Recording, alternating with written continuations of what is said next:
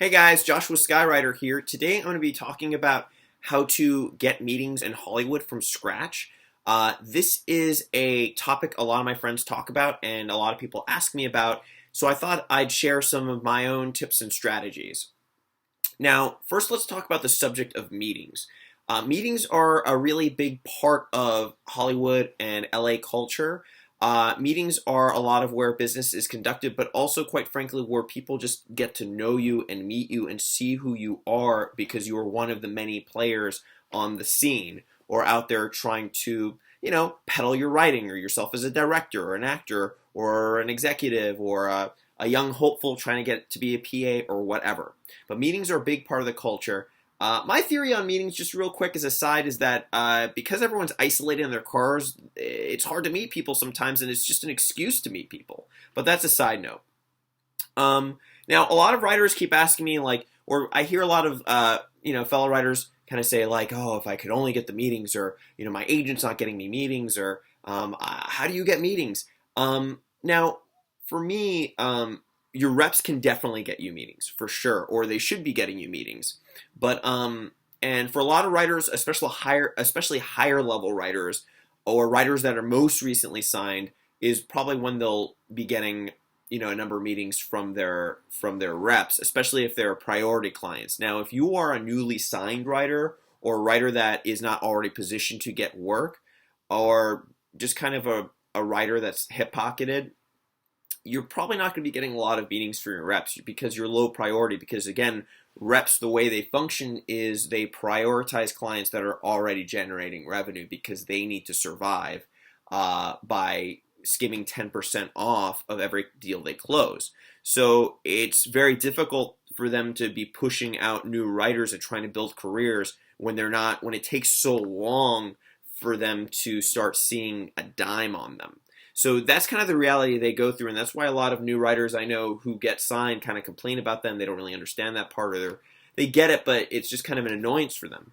So a big part of, I think, being a modern writer, especially kind of a baby writer, for lack of a better term, is figuring out a way to get your own meetings.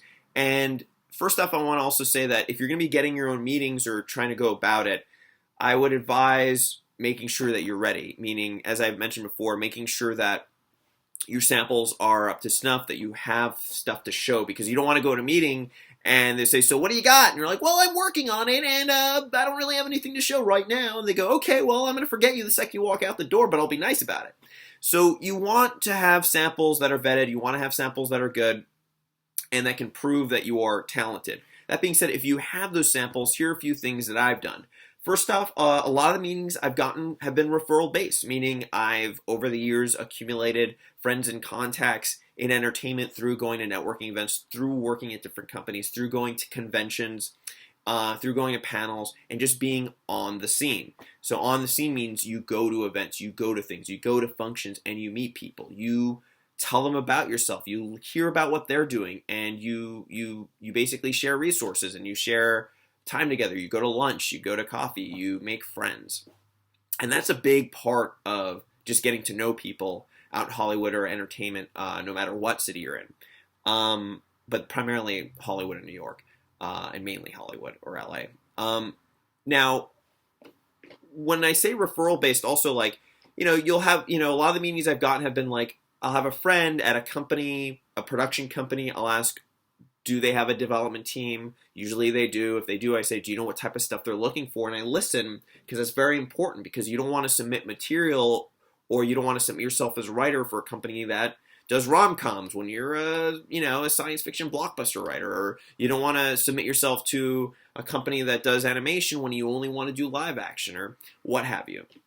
So first hear that out, but if it's in your wheelhouse and you have samples like that, you could mention it to your friend or your contact and say, hey, if you wouldn't mind, I actually have a few scripts that are in your wheelhouse.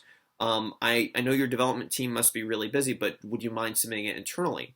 Generally, they'll sigh because so many people are trying to shove scripts down people's throats in this town, so I get that too.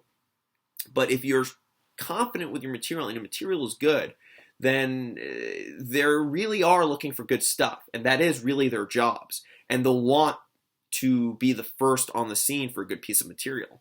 So if you're confident and you know what you're sending is a good piece of material, you can be fine with dealing with them. And the way to deal kind of to try and take down their defenses really is just kind of be honest and say, listen, I know they must be really busy. I know they must have a ton of scripts, but if you want, you or they could take a look at the first 5 to 10 pages. If it's not for them, that's fine. And if it is, I'd be happy to talk to them more if they're open to it. Be cool about it. And generally, this approach will work. You'll send your stuff. You send a couple of log lines. They'll read it, and if it's good, if the first few pages are great, they'll read the whole thing if the whole thing is good, and they'll be even more excited if they like the piece of material. And then what will happen is if you're repped, you'll get a magical email where your agent will be like, hey, so that so-and-so company read your stuff and really liked it, and they reached out to me, because their name's on the front page, or their contact info, not yours, and they'd love for you to come in a meeting. Are you available on these days? Or they'll reach out directly to you, and the company will be like, hey, we liked your stuff. We didn't know if we would, but we did. Can you come in? Can we meet you and see what else you're working on? And you go in, you take that meeting, and if they offer you water, always drink the water. I mean, I'll do another video about taking meetings in general where we can discuss that. And that can start opening doors. So that's one way of getting meetings, is just asking for the referral from contacts who already trust you when you already have content that is vetted and solid and good. Another way, quite frankly, is old school. Cold calling, going through LinkedIn, cold emailing, stuff like that. That is really hard. You can get meetings out of them. It's not very effective.